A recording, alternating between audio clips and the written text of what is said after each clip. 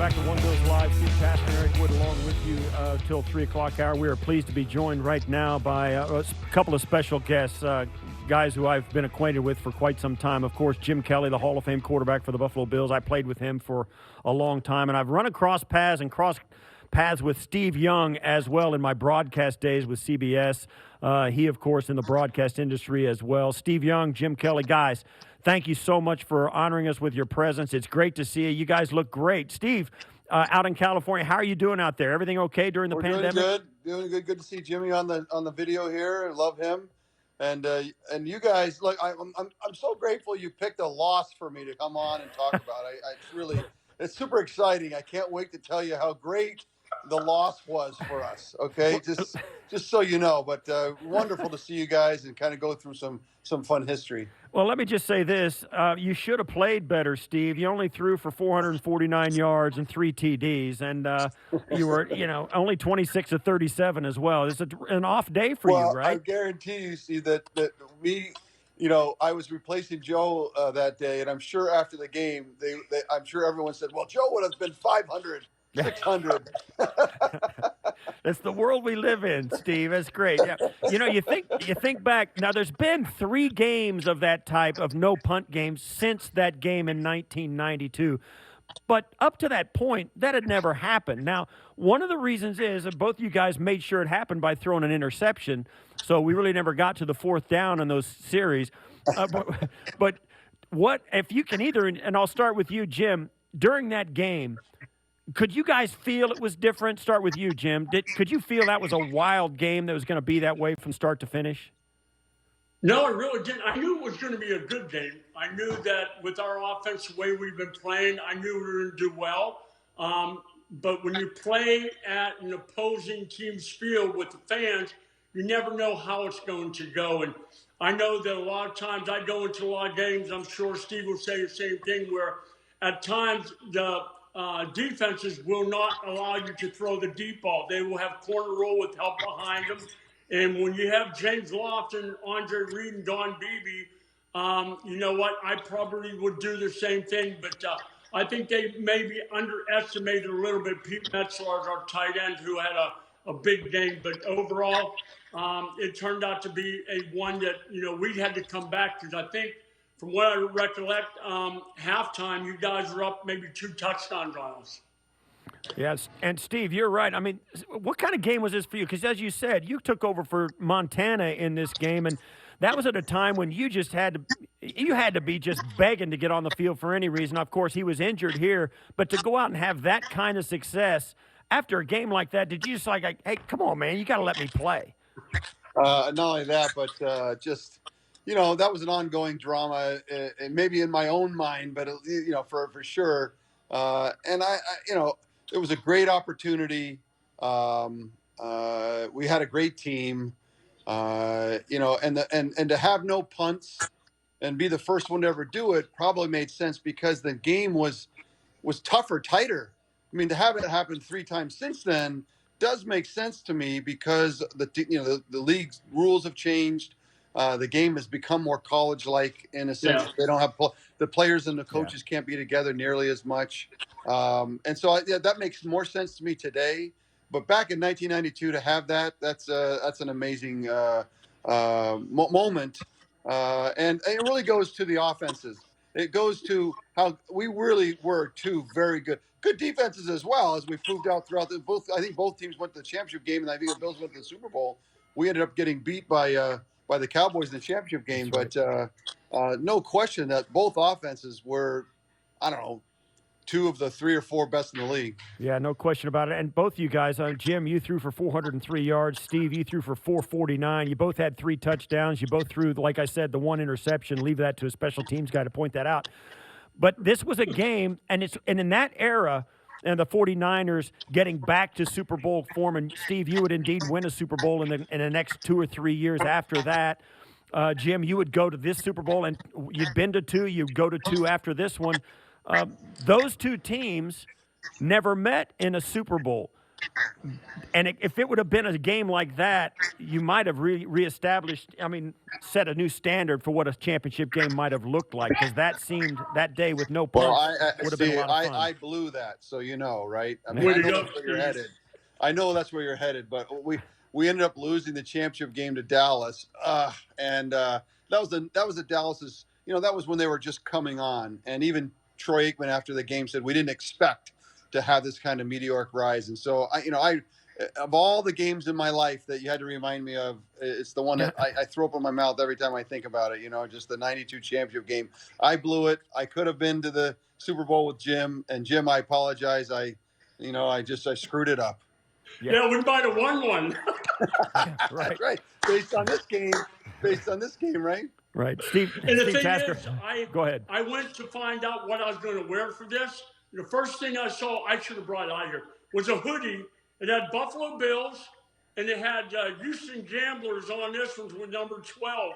And me and you have been in two battles. One when we played in the USFL against each other, and then, of course, the no punt game, and two of the most exciting football games you could ever watch. So those were both pretty cool. I know. Every time we played, it was nuts. Yep. Steve Tasker hosting Steve Young and also Jim Kelly, two guys who were the quarterbacks of the no punt game. That game is going to air. It's going to be re-aired here in Buffalo and Rochester. In Rochester and WROC TV in Rochester and WIVB TV here in Buffalo. Sunday at 3 o'clock, they're going to re-show that game. You got to know it's a classic game when, 28 years later, people still want to see that game happen. It's way distant in the past, but man, oh man, it still holds water. It's got to make you feel really good about your careers and about the teams you were on.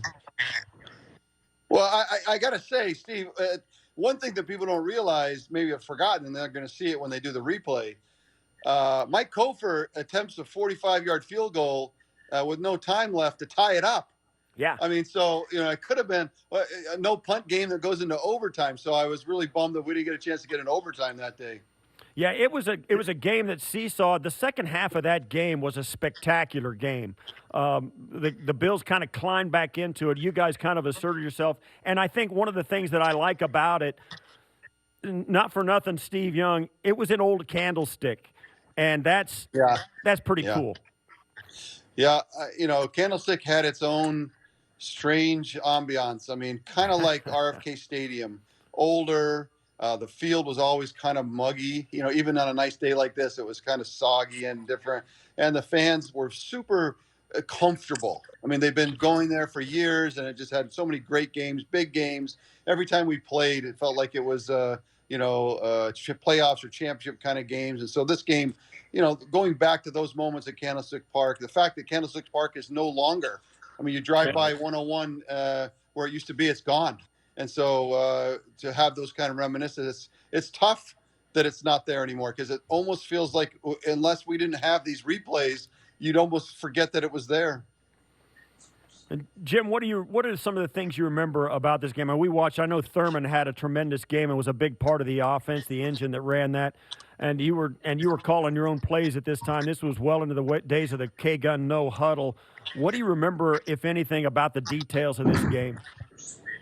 I remember when we went into the locker room, I remember this, that about Marv, and Steve, Marv doesn't get mad very often, but he raised his voice during halftime, and I knew from that point on that, especially on the defensive side, that we were going to have to play better in order to be able to come back. And I knew we were just going to be the typical offense we always were, but we needed both sides of the football to step up and make some plays, and never thought that we would go through a whole game and not even punt. So that was pretty amazing in itself.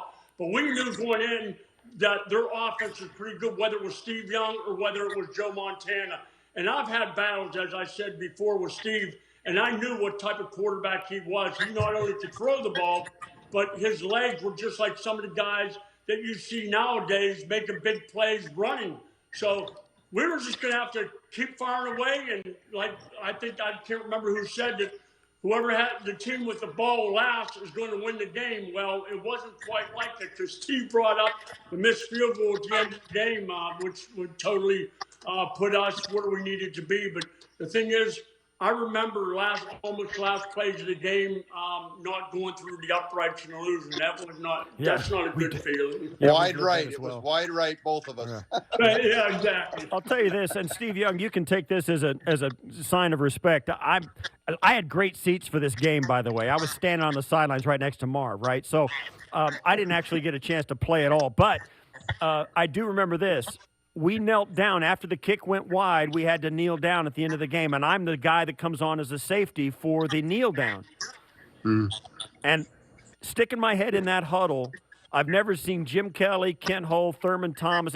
They were giddy with how excited they were to have won that game because we knew how good the Niners were, and if we could beat them on the road, we were going to be a really good football team. It was an early in the season game as well. And so hats off to you guys because we knew it was a big game for us to beat a team like you guys in your home building. And they were all those old grizzled Hall of Famers were all giddy with excitement over that win. Well, I mean, and for good reason, both of us. I mean, we would all both go on to the championship round, and then you guys obviously went to the Super Bowl. So, I and I don't know that. I guess the year before. And I guess more than anything, if you these are the kind of games that you wished would have been in December or even in a playoff game. And it's too bad it didn't happen again. So playing Jim was always fireworks, as Jim said. I will say that when we did play the Houston Gamblers and LA Express, Jim will tell you that you should go. Don't sleep on the USFL. We had good football. Gary Zimmerman was my offensive tackle. He's in the Pro Football Hall of Fame. Jim had a great team, and the football was solid football. So if this isn't enough to watch this game, go and dig up on YouTube the old Gambler Express Jim Kelly Steve Young matchup. Then you get a double dip. Yeah, that's great. Exactly. Yeah, both you guys. Steve Young had his team ready to play when we played out there. I think they named it the greatest game that no one saw. There was 8,000 people at the game in the Coliseum, and I think you guys were beating us 35-13 or something like that. We wind up coming back in the fourth quarter. But, I had those they called them Musketeers. Yeah, that's right. They were barely 5'9", but they ran like a 4.3, all of them. So I was pretty blessed to have, throughout my career, as well as you did, Steve, great players around me. I mean, Buffalo, of course, two Hall of Famers, Lofton and Andre Reed, but I had Kent Hall in front of me who wound up being my center for every snap I had in Buffalo. He also was going to be my center when the Houston Gamblers merged with the New Jersey Generals. And that in itself, with Herschel Walker in my backfield, owned by Donald Trump. So that was pretty amazing. Well, yeah, if he hadn't tried to go to the fall, we'd still have a league. So let me tell you something. Yeah.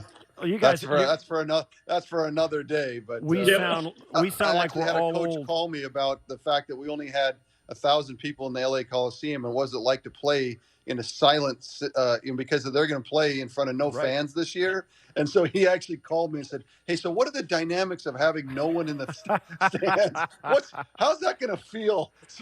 I said, "Look, you got to move the huddle back because people can hear what you're saying. You have to whisper." Because oh my gosh! Everyone's listening to the play call.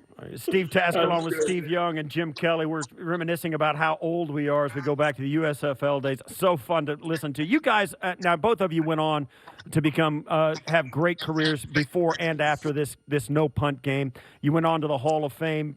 Steve Young, you went on to win a Super Bowl. Jim, you did something that nobody else did. You quarterbacked a team to 4 straight Super Bowls. You both went on to the Hall of Fame, and now you've got these foundations. Jim Kelly, Kelly for Kids. You've been giving back to the Buffalo region for decades. Everybody here in Western New York knows that. And Steve Young, you're kind of doing the same thing, even on a larger scale. You've teamed up with your former teammate Jerry Rice in the 8 to 80 Legends. You might have heard of him. Yeah, I do. I have heard. In fact, I told a story about him the other day, but I can't repeat it. So, 8 to 80 Legends Zone. And you're going into every NFL city and helping kids to kind of level the playing field for e-games, So and it's yeah, it's amazing that underneath the, not so everybody Steve, can it's be a underneath professional football player. we have the Forever Young Foundation, which Jim, I think we started about the same time, and so we've been pecking away at it for decades, as you just mentioned, and we're one of the top children's charities in Charity Navigator, and it really goes to a lot of the people that work for the foundation. And it's a good group. And then underneath it, we do 8 to 80 zones, and that's kind of goes back to Jerry, to me, throwing touchdowns to Jerry, and we've done them in a number of cities, and those are technology centers inside of. Some are boys and girls clubs. Some of them are kind of charter schools. Some are inside. It's like wherever there is a need in an inner city where the playing field is not level, and the idea is to go in and try to provide some technology and some hardware and some opportunity to kind of give kids that don't have the opportunity or equal opportunity to try to level that playing field in technology. And so we've kind of used our Silicon Valley roots to do that. And so 8 to 80 zones we've been doing for quite a while, and I appreciate you mentioning that, Steve-O. Yeah, it's a fantastic idea. You and Jerry Rice as well. Jerry Rice, the story I told was not what it sounded like. He was actually in a conversation with my mom. So now Jerry Rice is my mom's second favorite football player next to me. So he's a very close second, actually, a little too close. So that was the story I told about it. So, and Jim, you've been in and around Buffalo, obviously, since 1986. You distributed over $5 million, more 100 local charities, Cradle Beach Camp, Kids Escaping Drugs. Of course, our friend Elio DiPaolo Scholarship Fund, Hunter's Hope, of course, named after your son, Hunter. Both of you guys are exemplary examples of what professional athletes can do, not only on the field but after your careers. I can't tell you what an honor it is to have you guys on today, and I can't wait to see this game. I know I'll catch myself as the camera pans across the sidelines. I'll be standing next to Marv because it made me look tall, but I can't wait to see it. You guys, congratulations on it, and thanks for coming on today. You bet. Love you, Jimbo. Love you guys. Love you too, bud. We're all in it together, and that's one great thing about the NFL and what it's done for my life is just so many great relationships in both of you through the years, and it's fun to just reminisce for a minute and recognize a really fun moment in time in this game. But beyond that, just great friendships and relationships. Appreciate you guys. And the best part about all of us, even Steve, making a difference for kids out there, and that's what we always do, and that's what we always will do. So take care. God bless you, and Sevy, I'll talk to you later, buddy. All right, take care, Jim. I'll see you in a while. Bye, Steve. Take care, bud. See you guys.